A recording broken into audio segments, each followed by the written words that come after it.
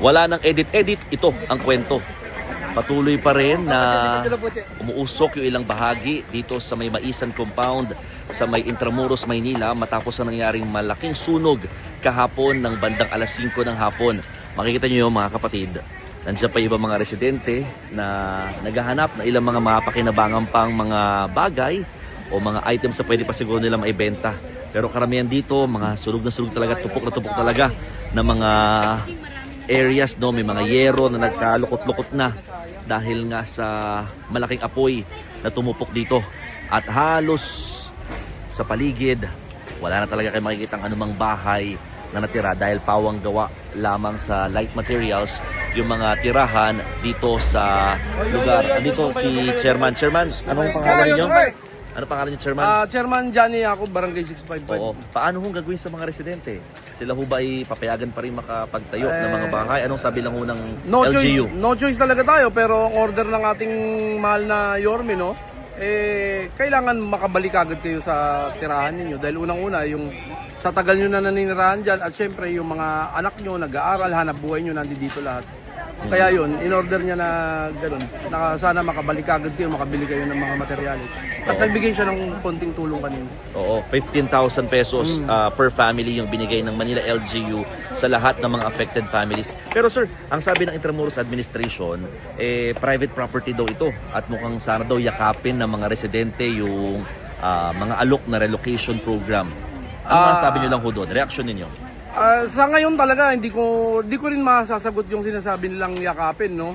As of now, talagang kailangan namin bumalik dito kasi dito talaga ang hanap buhay ng karamihan sa mga tao sa amin. Yun lang, at saka wala namang galawang lot owner, kaya halos 4 na dekada kami dito sa lugar na to. Thank you po, Kap.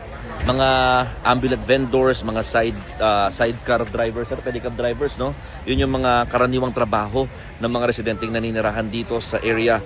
Ang ilan sa mga nasunugan ay nandoon sa Delpan Evacuation Center. Pero may iba na dito lamang sa mga bakanting spaces dito. Nandiyan sila nag-stay, no? Doon sa side na yon. At yung iba naman nasa may kalsada na lang din, nananatili dito sa lugar. Dumating na rin yung Meralco para ayusin naman yung mga nasunog na linya ng kuryente dito sa area, mga kapatid. So, a total of more than 500 families or almost 2,000 individuals ang mga naapektuhan dito sa nangyaring sunog. At meron pong isa na nasawi, hindi dahil sa sunog, kundi dahil naman sa atake sa puso na isang senior citizen. Ang problema, may isa pa na senior citizen din na hinahanap ng mga otoridad na posibleng nandun daw sa nasunog na area pero wala pa itong confirmation, lalo't hindi pa rin kasi nakikita yung naturang katawan. Dito sa may Real Street at Cabildo Street, nag-i-stay naman yung ilang mga apektadong residente. Yung iba mga gamit nila na nakuha pa o naisalba, nandito rin sa paligid. Pero sabi ng Intramuros Administration, sa ngayon, papayagan pa silang magstay muna pansamantala dito sa kalsada, lalo't isinara na rin muna itong mga kahabaan ng mga naturang kalye dahil kakapangyari lamang nung nangyaring sunog na kahapon na tumagal ng mahigit 6 na oras. Pero in the coming days, mukhang hindi na daw papayagan itong mga nag-i-stay sa kalye ng mga apektadong residente matapos ang nangyaring malaking sunog dito sa lugar. Patuloy silang nananawagan ng tulong, pagkain at syempre financial na assistance para nga daw muli silang makabangon at makabawi dahil talagang lahat daw ng kanilang mga naipundar at mga ari-arian ay talagang kasamang natupok ng apoy. O paano?